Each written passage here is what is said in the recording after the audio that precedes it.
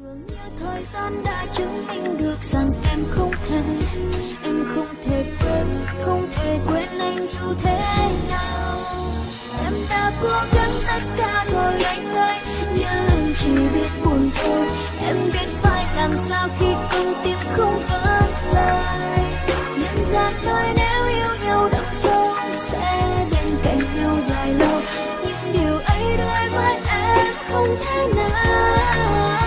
Một ngày trôi qua với em dài lâu thế, chỉ mong được đến đêm tối để em có thể ôm anh trong giấc mơ. Cuộc đời đã để đôi ta gần bên nhau, nhưng mai ta phải lìa xa. Em phải nhắc tên anh trong giấc mơ bao lần.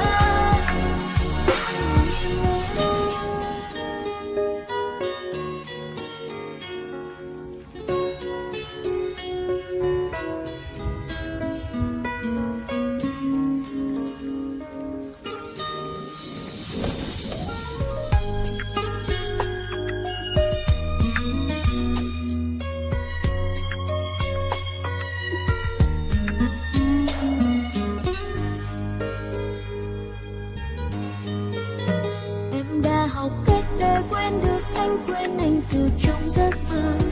Em đã vùi sâu vào những cuộc vui khi không có anh, nhưng mà dường như thời gian đã chứng minh được rằng em không thể quên anh dù thế nào. Em đã cố gắng tất cả rồi anh ơi, nhưng anh chỉ biết buồn thôi. Em biết phải làm sao khi con tim không vắng lời. Nhân gian nói nếu yêu nhau đậm sâu sẽ bên cạnh nhau dài lâu, nhưng điều ấy đối với em không thể nào. Một ngày trôi qua với em dài lâu thế, chỉ mong được đến đêm tối để em có thể ôm anh trong giấc mơ. Cuộc đời đã để đôi ta gần bên nhau, nên hai ta phải lìa xa. Em phải nhắc tên anh trong giấc mơ bao lần. Đã cố gắng tất cả rồi anh ơi, nhưng anh chỉ biết buồn thôi. Em biết phải làm sao khi con tim không vắng lời.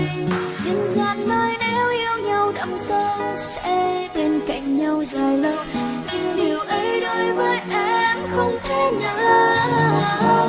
Một ngày trôi qua với em dài lâu thế, chỉ mong được đến đêm tối để em có thể ôm anh trong giấc mơ.